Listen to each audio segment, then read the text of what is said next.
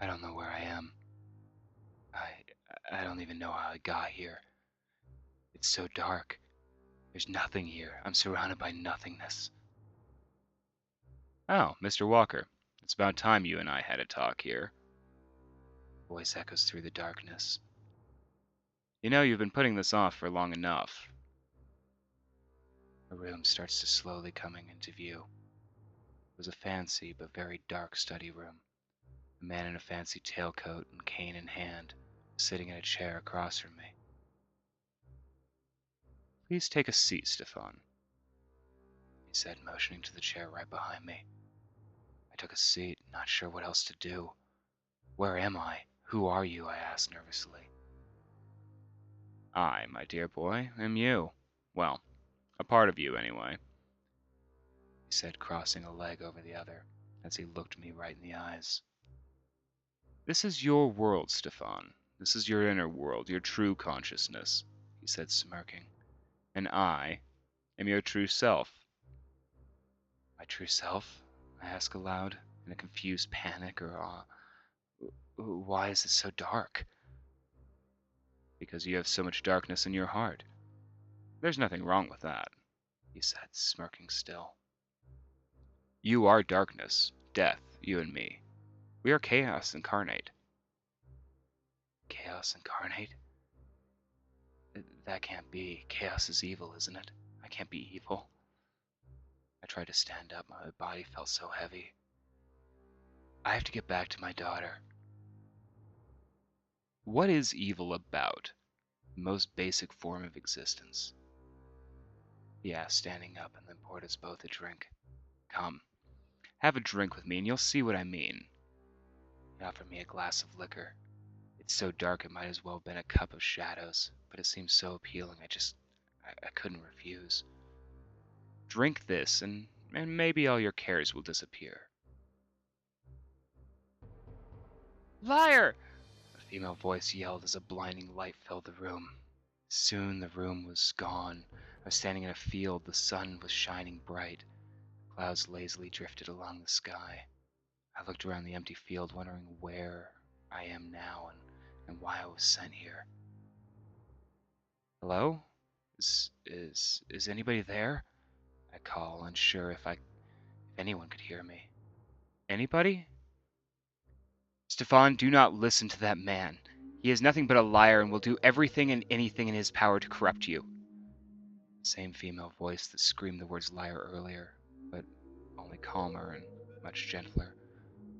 I felt a pair of arms gently wrap around my waist from behind. Don't let him take you away from Sam. He will corrupt her too. My eyes widened. Lori? I asked, knowing it was impossible. Lori was murdered 4 years ago. Yes. I know you must be confused, terrified even, but no matter what happens, just remember I'm always going to be right here. Arms were ripped away from my waist as the field vanished. The man from before appeared out of nowhere and grabbed the back of my neck. You think she knows what you've been through? The madness you've had to endure? Well, let me remind you of what life has been for you so far, he said, throwing me down on the hard floor as it shattered like glass. I landed face first onto a wooden floor. The room I was in was dark again, but this room was familiar. This was my childhood home. Why was I here? No, it couldn't be. Not that day. I back up as I see a pool of blood and my dad's corpse. That bastard brought me back here, the day my mother killed my dad and Aaron. I saw the events go by again, me coming home. Aaron was trying to warn me before Mom stabbed him. Then I just snapped. I never knew what happened until today. I don't know how I did it, but when she tried stabbing me, I caught the knife, ripped it out of her hand, and stabbed her with it before dragging her outside. I went into Dad's old shed and grabbed the axe he used to chop wood, and I just kept hitting her. She begged me to stop, begged me to just finish her, but I didn't. I made her suffer for as long as I could. As the vision faded away, I couldn't help but vomit. How could I do that? I was 9. Is that what I'm capable of? Laurie's voice returned to soothe me. You did that, yes. It wasn't you. It was him. He made you do it, she said as her hand stroked my back lightly. You were stronger than him. You know the difference between right and wrong. She turned her attention to the man, stopping him before he could even speak. Shut your mouth. You know nothing of what is right, she said forcefully as her hand stopped. You know nothing of life or the joys of it, she yelled, as yet another room started forming. This time it was a hospital room.